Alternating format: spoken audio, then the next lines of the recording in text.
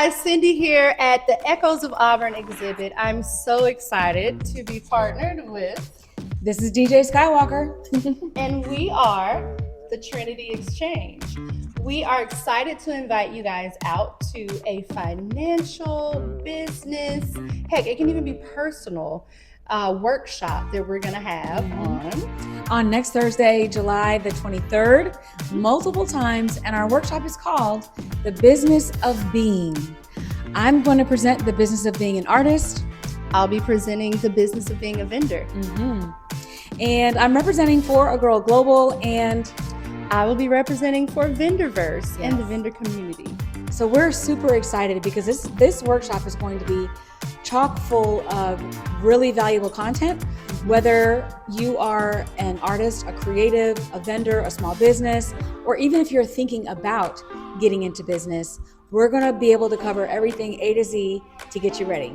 Everything A to Z. And I'll be doing the same with the vendors as well, covering it from a vendor standpoint, and then also a market standpoint, a host standpoint, every different area of the market, and being a vendor, being a host, the whole nine. Yes. So again, look at our post for the multiple times that we will be hosting the workshop. You'll be able to find the ticket link, and you're going to be right here in the historic area of the Sweet Auburn district. Yes, and enjoy the market while you're here. We have a community cafe where all of us collectively have placed our stuff in here for retail sales. You can also use this space to book an event and also use the space to pop up. It's going to be very informative. We have the times. Did we mention that? Well, we're going to put the times in our post. Got it. Because we might have 2 or 3 or even 4 throughout the day. The market will be open from 9:30 until 3 p.m. and we are going to host a series of workshops throughout the day. Yes. All right. So come on down. Trinity have a great time Exchange, with be us. ready. Let's build community. Trinity Exchange. Peace. Welcome to our workshop. Thank you for your patience. Hope everybody is doing well. We're going to do a short introduction. We'd love to hear what your names are, and then we're going to get into our workshop. How does that sound? Yeah, wonderful. Great. My name is Nani Walker, aka DJ Skywalker. I am Cindy Wu. And we are the Trinity Exchange Firm. And so actually this is our first official workshop as the Trinity Exchange Firm. Yeah. Very newly founded, but the work that we've been doing has spanned now over a year. We just formalized the process. Actually, the work we've been doing expands over a decade. Our individual work expands over, and we've been working together for about a year now. Yeah.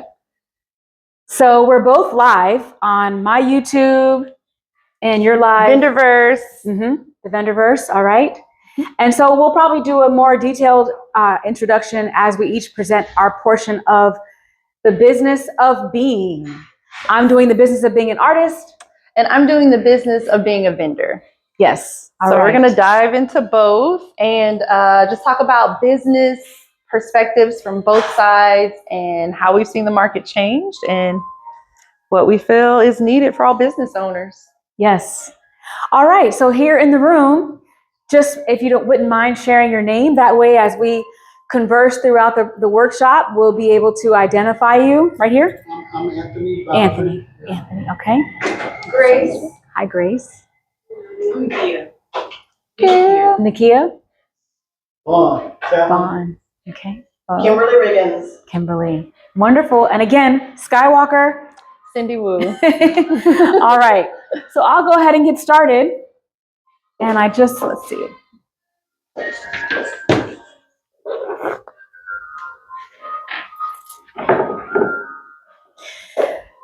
So as I stated, my portion of the workshop is called The Business of Being an Artist, okay? And this actually came about just from very natural reasons. I've been working in business and finance and tax preparation and health and wellness and now in entertainment. And although I love to do both sides, such as work on the business side and be a creative, what I kept running into were artists and creatives and just, individuals, small business owners who thought the business side was so unattractive and so frustrating that they would just ignore it. So their creative lives were growing, but their business lives were suffering.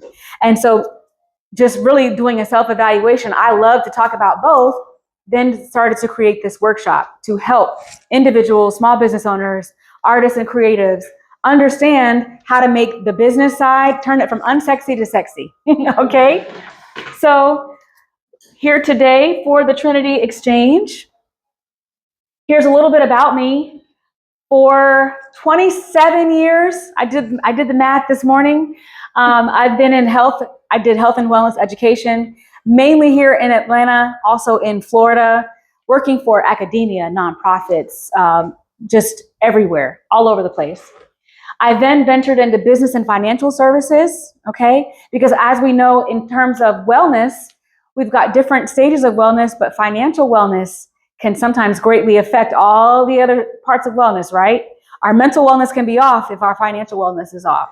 So that came about just strictly through need for my own self, my family, and those around me. I've also been a consultant probably 20 years for different companies. And then I ventured into life and health insurance. I do not do that anymore. And tax preparation for about 6 years. I stopped doing that as well for various reasons that we won't get into here on this presentation.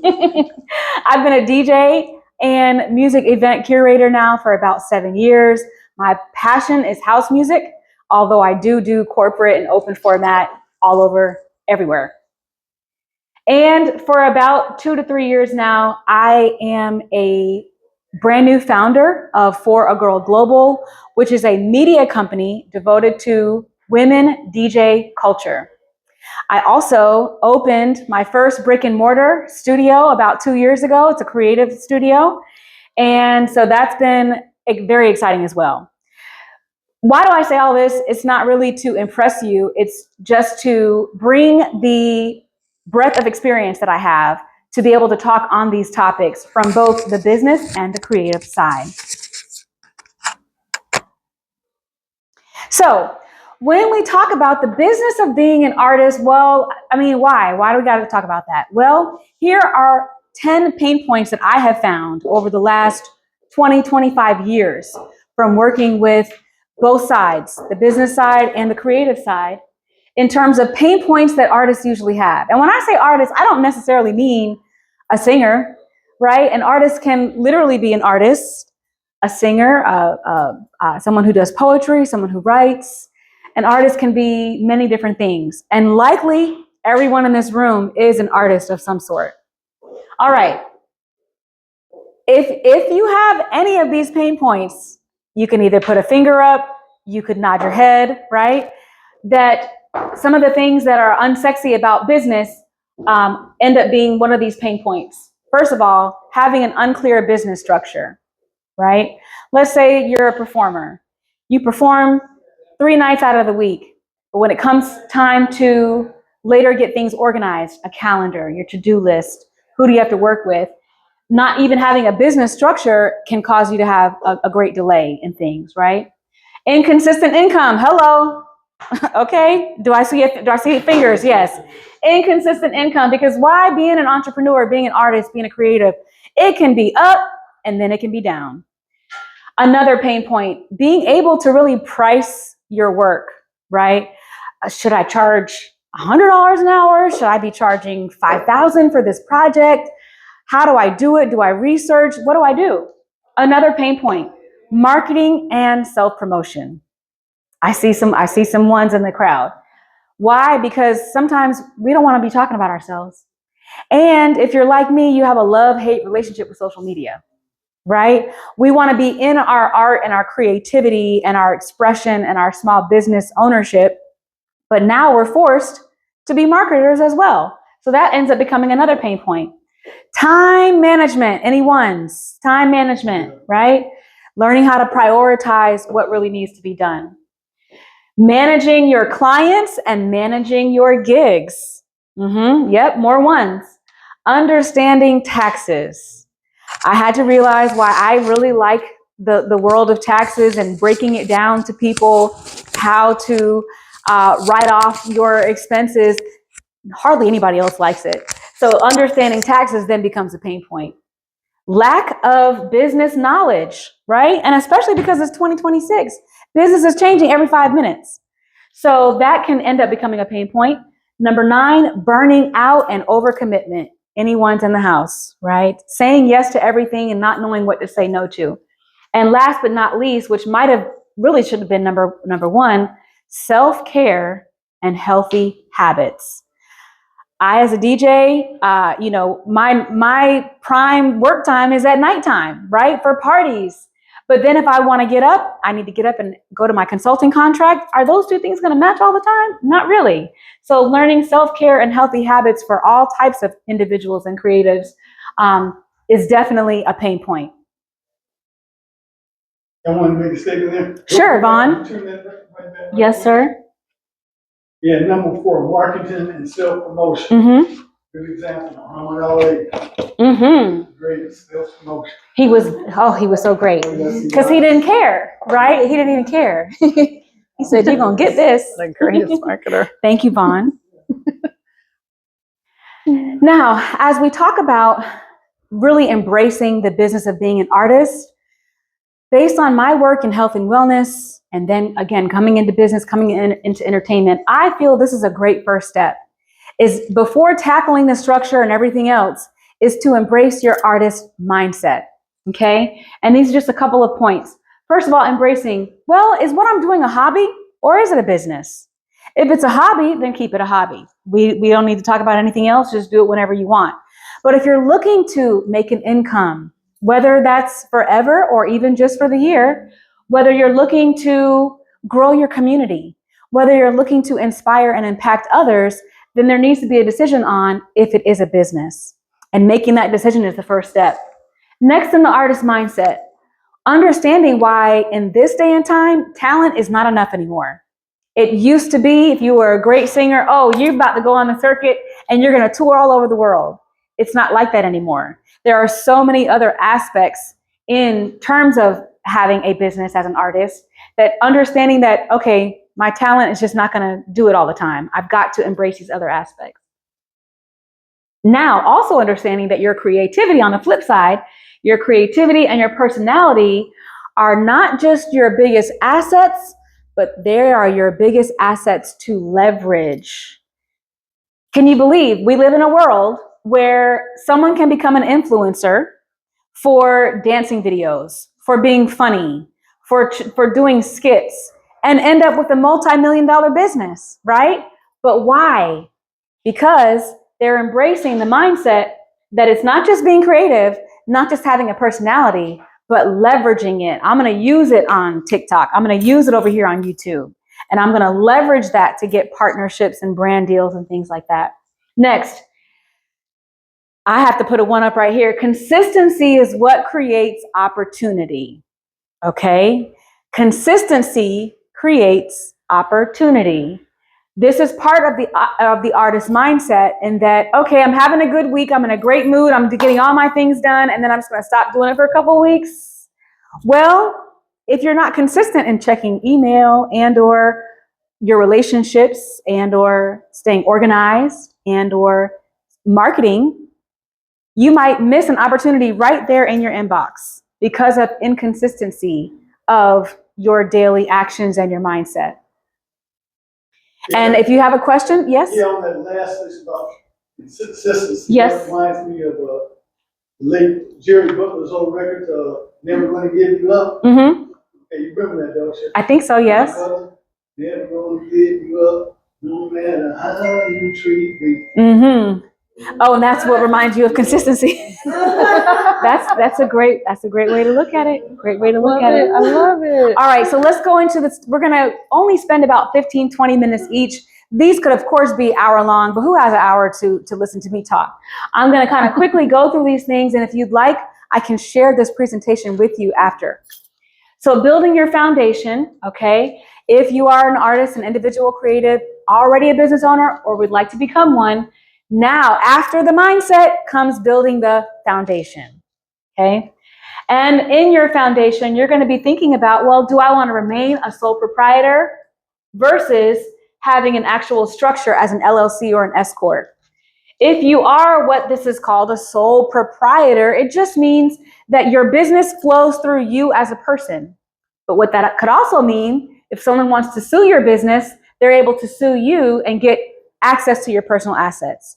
However, if you have a formalized business structure, an LLC or an S Corp, it protects you, okay? It's like you're inside the house, your LLC is the house, and so if someone's trying to come get you, there is a way that they can bump up against, and they're only dealing with the business structure instead of dealing with you. Of course, you're going to want to go, well, I say of course, this is not natural. Your next step would be to go and get an EIN, which is a free number that you get from IRS, but that EIN number is what you could take into the bank. And with the EIN and your paperwork, you can get a business bank account. It can be that easy, okay? There are costs associated with the structure. EIN, no cost. Business banking. If you're going to be with a traditional bank, they might want some sort of deposit, but there are online business bank accounts that do not require a deposit. So that could be another free step for you to take in building your foundation. Then you're going to want to focus on, as we've already talked about, your organization. And I suggest having, just Googling or ChatGPT, some sort of contract. As a DJ, if I'm talking, oh, it's so great, yes, Anthony, you're going to hire me for this 3-day event, and we're just going off of all the great feelings. Well, if it's not in black and white, and Anthony decides not to pay me, what can I really do? Right. I can get mad. I could blast them on social media, which unfortunately does have an effect. These days, people get canceled. But really, when things are in black and white is what makes it official. So now what becomes easier once you build your foundation? All right. We do these things, 1, 2, 3, 4, 5. This whole other world opens up. These things now can allow you to do easier marketing, landing more gigs, making more money, traveling, improving your mental and physical health, and growing your career, right? If you're unorganized, or like I said, you don't have your contracts together, that's going to cause some stress. If you are not clear and have your organization together and even have your social media profiles, it's a little bit more difficult to market. So building your foundation is the next step after embracing the artist mindset. My favorite topic, how to make money. All right. These are just a few points that as we think about making money as an artist, a creative, a small business owner, one thing to realize is that there's a huge difference. There are multiple ways to make money. You can make money as active income, meaning that you go somewhere, you do something, and you would get money in exchange, right? If you are an artist, you sell a print, you get the money. But there are also ways that you can generate passive income. And I feel that a lot of creatives, artists, and small business owners forget this whole area of being able to increase their income. There can be a product, an investment, or a system that generates income with less of your involvement or with none at all, okay? And that's one of my favorite topics again. And by embracing multiple revenue streams, all right? It's not just, oh, I'm a singer and I can sing and make money. You can have performances and gigs. You can do what Cindy and I are doing, collaborations. You can host events, provide services, produce products, then take what you know, put it in a course and sell the course. I had events here twice. Social media is a revenue stream, okay? TikTokers are out there making a lot of money. YouTubers as well. Another stream, sponsorships and partnerships.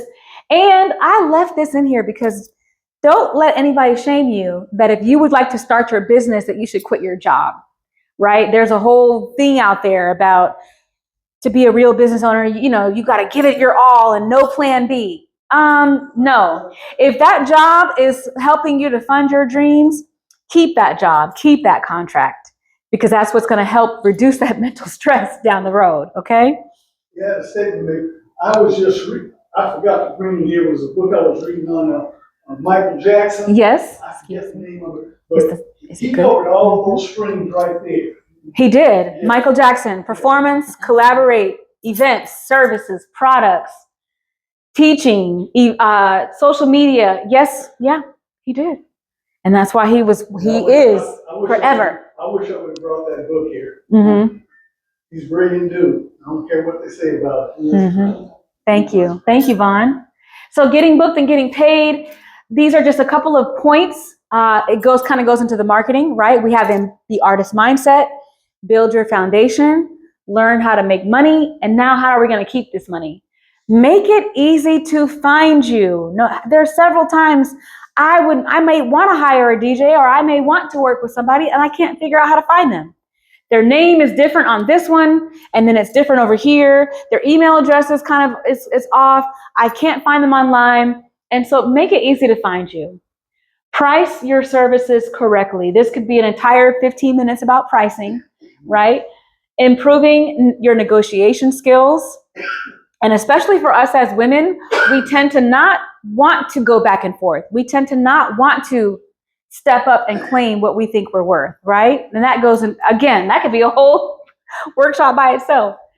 Delivering a professional experience, right? Things such as just showing up, starting on time, being prepared, speaking in a way that improves communication between you and your partners, and offering multiple payment methods. Something simple, but it can help you to not only get booked, but get paid. Money management. We hear this story time and time again. Oh, the person was great. The person was a genius. And now the person is broke. How does that happen? Well, these are just a couple of things that can end up working for you or against you. Tracking all of your income and tracking your expenses. Okay, I made $100,000, but then I spent $125,000. Is that good or bad? That's horrible, right? But if I'm only tracking my income, oh, I'm six figures, and not properly tracking my expenses, then before you know it, I'm in the hole. Separating personal money from business. Every year without fail, as a tax preparer, I have found that clients will have their business expenses coming out of their personal bank accounts. And that's a big no-no for multiple reasons. But if you have them separate, okay, I get gas over here, I do this, but over here is where I'm investing and getting my products and services. And the money that's coming in is going here, and this stays over here. You can pay yourself, right? However, keep them separate. And then last but not least, yay, taxes. Even if you don't decide to file, because I'm not here to judge. I am not the IRS, right? I just was a preparer. Even if you don't decide to file, it's still just the idea of tracking it, categorizing, understanding what you can write off, that can still provide a great year-round structure. Okay, now to build a sustainable career, I think we've only got one or two more slides and then I'm done. Building a sustainable career, do not be afraid to put yourself out there. What do they call it now? Oh, it's so cringe. But guess what? It's the cringe. It's the cringe that they're the ones that are blowing up. They're the ones who are learning brand partnerships and collaborations and landing events. People get paid $5,000 just to show up somewhere from being cringe. So it's just not being afraid to put yourself out there, because we're just dealing with other people. Who cares, right? Boom, right here. Not just building relationships, but being authentic. You never know who can tell that you're being fake is I don't know what, right? But if you have authentic relationships where you have a great working relationship that's built on authenticity and not fakeness and lies and things, you'd be surprised how far an authentic relationship could get you versus one where you're just really trying to use the person. Protect your reputation personally, online, everywhere that you possibly can. I'm going to give you something that I started doing even about 2 years ago. If I text anyone, DM anyone, I always do it from the mindset, if this person screenshot what I'm saying and then literally put it out on social media, am I proud of what I'm saying? Am I being my real self? Am I being professional? I don't care who it is. Like a personal relationship, a business relationship, that helps me to protect my reputation. How many times have we seen somebody's getting slick on a text message, right, to a customer? They go and put them on blast. Next thing you know, the business is done, right? So protecting yourself is happening at all times. And understanding that you have a personal brand and a professional brand, and they can be one and the same, they can be separate, but that they're both a brand, okay? And my favorite, closed mouths don't get fed, right? People will ask, well, how did you land that? How did you get into this thing? Because I opened my mouth, because I asked. Being inquisitive, being curious. Hey, could we just explore? Well, what could I do for you and what could you do for me, right? Closed mouths don't get fed. Careers that last are built through relationships and, what's the favorite word? Consistency. Yes. Hey, ma'am, I was saying that reminds me of an old statement by James Brown. Okay. I don't want nobody to give me nothing, open up the door, I get it myself. Get it myself. Yes. Mm-hmm. I actually want to hear that song. I know. I was like, we're going to play that after this workshop. So this is not for you. We don't necessarily have the time now. In an expanded workshop, if you would like to have us come into your business or your coalition or community meeting, we can do expanded workshops. But right now, I want you to be thinking about it. Write it in your phone. What is one thing that you can do in the next 30 days that could advance your career as an artist, creative, small business owner, okay? And again, we talked about the artist mindset, building your foundation, how to be organized, how to make money, how to get booked, all the things about building a sustainable career, okay? And I have some free resources available to you. If you simply just take a picture or scan this QR code, all of these things pop up. Just for this audience today, I'm giving away my bookkeeping system that helps you in terms of your personal income, your business income, filing your taxes, or at least embracing the structure. There is a 10-point mid-year checklist, and I'm available for a free 10-minute strategy call.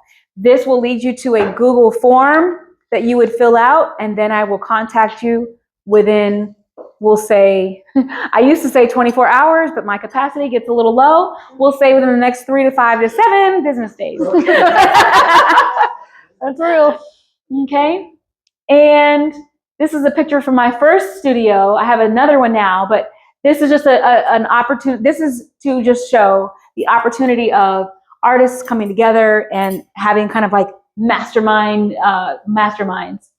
And if you'd like to connect with me, I make everything available. This is a separate QR code to my Linktree, which literally gives you the option to save me as a contact, my phone number, email, YouTube videos of DJing, all the businesses, all the partnerships, everything is here, and of my upcoming events, okay? And we're gonna get Trinity Exchange on there as well. So thank you all for being a part today. I'm going to now end my portion of the workshop and welcome up Miss Cindy. Thank you. Thank you. I'm going to get her set up here. That was so. You have a musical reference for everything. I'll go ahead and get started while you get that up. Okay. Make sure I'm on. So my name is Cindy Wu. I am the founder of The Bigger Picture ATL, which is now transitioned to Vendorverse. I'm going to tell you a little bit about myself because my world is kind of different. It's still business, it's still businesses, but with vendors, you see everything from beginning to end. It could be a startup, it could be a side hustle, it could be anything. So I'm going to give you more info. I'll come on this side too when she gets it up. So I'm going to give you more info about me, my background, what I do, and how I got here. Yeah. Just hit that when you're ready to advance. All right. I'll put it exactly the same as you. Okay. Okay, cool. Okay, so my name is Cindy Wu again, and my business is actually large format printing. I have a printer. I do large format printing. It's called Wu Printing. And during COVID, everybody took a pause. Everybody took a stop. So we had to pivot. So I started going out to markets and marketing my printing. I would set up a booth, which is actually the perfect place because I could meet a lot of vendors. So I would set up a booth and I would say, hey, we do signs, we do banners, whatever you need. And the more that I was going to these markets, this is when they were first starting up, I was like, this is not what the people need. Like, people are coming here as businesses to make money and to provide things for people. And the hosts, they just want to make money, have an event. Like, the whole culture was just not there. And the need was not being met. And I could really see the need. So I decided to have my own event. And our first event was back in 2018. This was coming right out of COVID. And people were so excited to be out. I didn't know the impact that it would have. So I had a pop-up market. I invited vendors to come out and sell their products. And most of the vendors I met because we worked together in the market. So we networked, invited them out. I invited out artists. Long story short, my very first event was at Wild Heaven, Lee and White on the Beltline. And I had over 56 vendors. I had thousands of people show up. I had sponsors. I had all types of artists performing. And I kind of amazed myself. And I was like, wow, this is wow. But the intention was met. The networking was met. The opportunity for the businesses to make money was met. All those things were met. So I was like, wow, this is amazing. And I was so happy with the outcome. And I was ready to move on with life. But then somebody was like, are you going to do it again? And I was like, what? And so long story short, I have been hosting markets from that one market since 2018 up until now. But over the time, we have accrued over the time, we have accrued thousands of small businesses. And back then, the market was called the Bigger Picture ATL. So we started out as a small business vendor market, and it became a catalyst for small business growth across Atlanta, and a space where entrepreneurs could connect, build, and thrive. We've had hundreds of events, thousands of vendors, but over those 7 years, the idea grew into a movement. And we evolved to working with different venues across the city. Our mission never changed. We wanted to, through events, foster connection, creativity, and commerce, and invite venue owners to spotlight their spaces as well.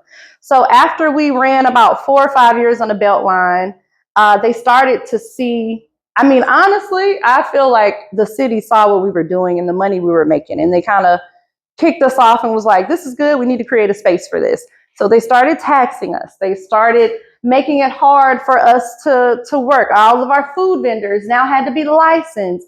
So it changed, and the mission never changed, but part of the vision changed because we started helping vendors get their business license. Oh, this is what they want to do now. Okay, this is how you get certified to sell your food. So we turned, and especially with the printing, we could help with branding. So we turned and we started helping vendors become small businesses in the way that they wanted us to. Side note too, they have stopped all that now, which is so funny to me. You're no longer required to have those licenses that you needed back then. So yeah, money. So back then, the pop-up market. So you come to a pop-up market, pay a vendor fee, you set up, you sell your products. It's one format. It was easily repeated. We ran it for 4 years, Sunday Funday on the Beltline. But now the market is shifting and people want a curated experience. They want to go somewhere. You just got to give them something. The vendors, the first question they ask, how much money am I make? How much foot traffic? What is it going to be? The first thing the people ask, oh, what kind of experience is this going to be? Who's going to be there? What am I going to, everybody wants an experience now. So our traditional pop-up market where we had the opportunity to make money is still there, but it's changed. So now again, people want themed, story-driven experiences. They really want us to become storytellers, educators, share stuff, and it's more about collaboration and community. All right, so again, staying ahead of the curve for business owners is shifting from the pop-up market to a theme culture experience. And I'll tell you how this ties in with businesses. So each market we do now, we try to reimagine and not just have tables and products, but to create a new experience and allow the vendors to tell their story. More people connect with businesses when they can tell their story, when they can know what they've been through. Why did you want to start this business? Just putting more intention behind our business owners. All right, and these are some of our events over the years. We've had all type of vendors, mostly handcrafted, bath and body, jewelry, restaurant owners. We've seen vendors go from an idea to opening up storefronts. So we've had literally any type of business you can imagine. We had a guy come to a pop-up market that sells flooring. So what? flooring. I don't know, but he networked, he met people, so I don't know.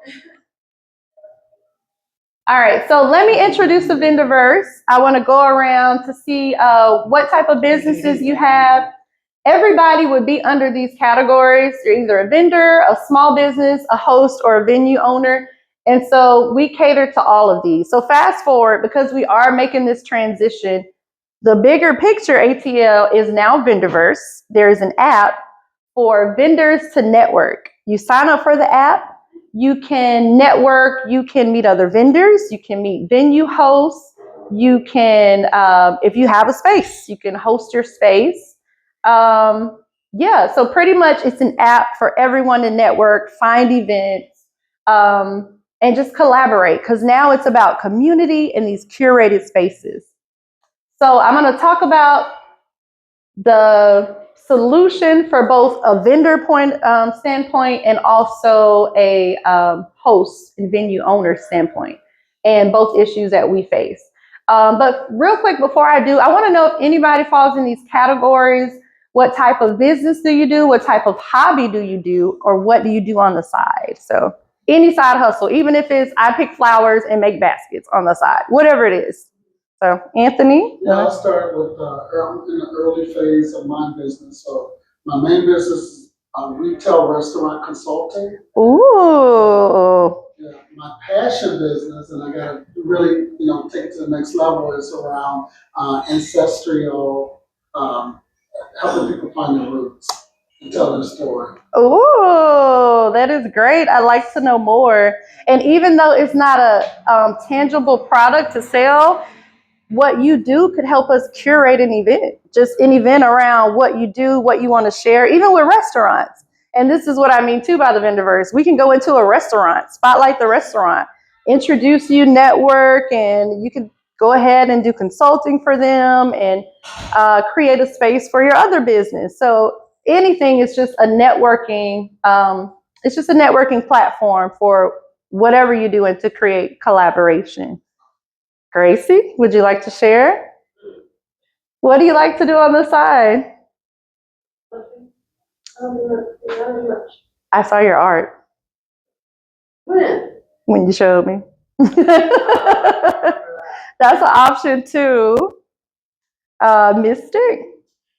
Yes, so I fall into all those categories. You do. You've got me, well, I've been doing vending a little bit here and there, but thanks to meeting you, that world is opening up even more for me.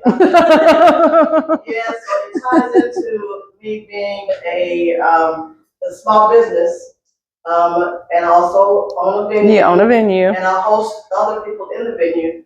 But so my business is the Infinite Oasis, which is a healing arts studio, but I've gone beyond that to where I do what I call nomadic journeys. I've come out from the Oasis, and I'll go around to different locations, which I see as different hubs.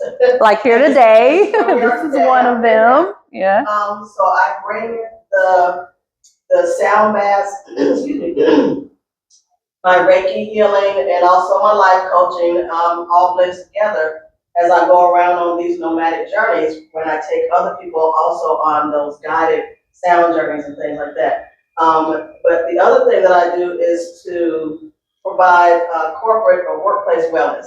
So I'll go and do those things in those different spaces as well. So I just like being out and about. So I've been meeting different people.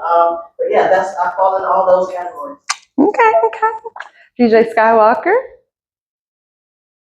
I was so enamored with what everyone else did. So I have small businesses, one as an in-house consultant, and then my other small business is within entertainment. And so from being a DJ, I'm able to, I guess I fall in all of these, right? I'm a vendor, I can host, small business, and I also have my own studios. I'm a venue owner. And I am signed up with the Vendorverse, and I found it to be a value add to my life 100%. Oh, peace and love.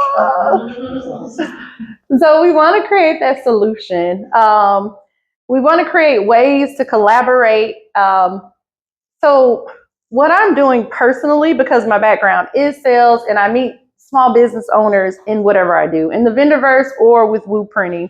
So what I want to do is use all those resources that I have personally to personally go out and connect, to do sales, to meet new businesses, to say, even like this space, hey, you got a venue, I have somebody that may need to use it, and to kind of be a connector. So that's what my job and my role has been with Vendorverse, even though I am a vendor too, as well as small business owner. But it's more intentional when I get to go out and meet with the city, go to the meetings, see what's going on, and share that information back to the community. I do like too that we're in a different time. It's kind of easier now because we're in a time of no gatekeeping. Like people are just sharing information and spreading knowledge. Like everybody's just connecting to where I can tell we're in a real season of growth as a community, and I'm excited about our elevation as a people. And I believe that the times that we're in, there's a lot of things out of our way where we can elevate. So I'm excited. Every connection is important. Every interaction is important. Just us being here together today, even for this workshop, is very, very sentimental to me. It's pivotal for us, and it's intentional. We were look at us. We were invited here today for a bigger purpose. But with the Vendorverse, you can get placed. So we had I did have some bragging rights now. So we was on TV. So we did a market with the municipal market, the Curb Market on Edgewood, and we got seen. We were on TV. We got Paul Milliken to come out and to do a feature on us. So it was really, really cool. We also got some very important YouTubers to come out, and they were food critics for some of our food vendors. So I'm really excited at the energy that's happening right now, because it's really happening. Get connected, get featured. Let's see. All right, and so for vendors, just a couple action steps. And ideas and tips for vendors that will help you along the way. If you have an idea, small business owner, anything, it is so easy to go to a pop-up market. If you don't have a storefront, if you want to sell your food, if you make cupcakes and you're like, I want to see how the people react, pop-up market is the first place I recommend, because you're going to meet new people. They're going to tell you about your brand, everything about my brand and what I sell at pop-up markets. It was mostly formed from the people coming. They would be like, oh, you should make this, or can you make this for me, or can you? A lot of my growing and building my business came from me just going to pop-up markets. You're able to brand your story, network with new people. On the Vendorverse, you can create a profile and you can connect with people in your field. I believe there's space for everybody. So if there's 100 soap makers, connect with them, do a workshop with them. You guys get together, whatever it is, there's always enough space for everyone. Submit yourself to be featured. We're always looking for hosts, and go track it. One thing I want to leave for the vendor portion though is, like I said, anybody can be a vendor. You can pop up with the service, even if you sell, internet. You can pop up as Comcast and network and meet people and get a bunch of connections to sell internet. So I think it's the best and greatest place to network. Even if you just have an idea, you never know where that idea will take you. One thing that I want to just vent about, because I hear a lot from vendors, what's the traffic? What's this? What's that? What's that? We're not in that age anymore. It's not about that. It's about you, your story, your brand. So those are the three things you need to focus on, because the money will come, the people will come, the networking will come if you focus on you, your story, and your brand. How does your story connect to your product or your service that you're providing? How can people connect deeper with what you're doing? Because then they'll want to keep shopping and keep working with you in the future, or connect you to different things. And how do you look to the world? Like, if you're at a pop-up market, are you just sitting there doing nothing? Are you meeting people? Are you being active? You're in the space for a reason, so take advantage of that time. So that's pretty much all I want to leave for the vendors. Like, think more of community and think more of telling a story for yourself than what is this? What is it? Because it could be two people in the room and you could sell more products than you sold at a full market. So it's more about your brand, how you're looking, how cohesive your merchandise is, your marketing, and also how you present yourself. That was my vent back for all the vendors with all these questions. And I'd be like, come out here and see. For host and venue owners, I want to leave you with this: your path for curation. Before I even start this, let me just say, connect with AI. Connect with AI. Let them, I know people are on the fence about it, but it is what it is, and it's where we're going. It's happening, and it's happening fast. But make sure your business and your venue is integrated with AI. Like, let AI define your space. You could do a mock-up of your space, give you ideas for new events or curating events with the people you network with. I can literally go to AI if I was a venue owner and say, hey, I met Anthony. He said he does this. How can I bring this to life in this space with what I do? And boom, you got a whole, it just makes it so much easier. But out of your space, look at your venue or storefront and identify what story it can tell. I'm all about telling stories and connecting the neighborhood, the history, and the energy to what you do. Define your theme. Pick a cultural angle or community focus for your next activation instead of just a generic vendor lineup. Like, you can get the vendors there. You can get 50 to 100 vendors to sign up. Vendors are out here. People want to sell their products. But what kind of curated space are you offering for them to be seen? List your venue on Vendorverse, of course. Create your vendor mix. Go ahead and take your time and hand select vendors. AI can help you with this too. AI can go through your spreadsheet. You got 2 of these. Do you want to do, like, curate your vendor mix? Don't have everybody 50 bath people and 50 jewelry people. Have a good mix. Make it more, put more energy into curating it than how we've normally done it in the past, because we're moving to a different age. Host, spotlight, repeat. Run the action, feature vendor stories. Use what you learn to sharpen up for your next event. And that's pretty much all I have for you guys. Experience a new currency through the Vendorverse. We hope you all join, and keep in mind, again, it's for networking.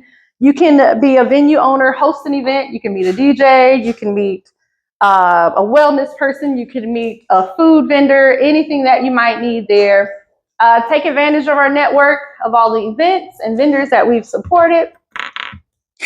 And our information is here. You can visit the Bigger Picture ATL to get our story of the past and what we've done and the Black-owned businesses that we've spotlighted. And then you can come join us with our future and join myvendorverse.com, create a free account, and network. That is Woo! Give Cindy Wu a hand. That was awesome. Who's ready for the Vendorverse? Yes, because there's no cost to sign up. It's no cost. And you can meet all these great people on your own. We want nothing. We just want community. Yes, I can attest. I'm sure Mystic can attest. It is a great resource for all of those. Great job, Cindy. Great job, Scott. Thank you. So that's going to conclude our workshop. And once we turn the cameras off, we'd love to get some group pictures, if you don't mind. And of course, when we get the pictures, we'd like to post them. So if you don't want yourself posted, let us know, but we're going to get some group pictures. But thank you for joining us in the Trinity Exchange Firm for our first official workshop. Thank you, guys.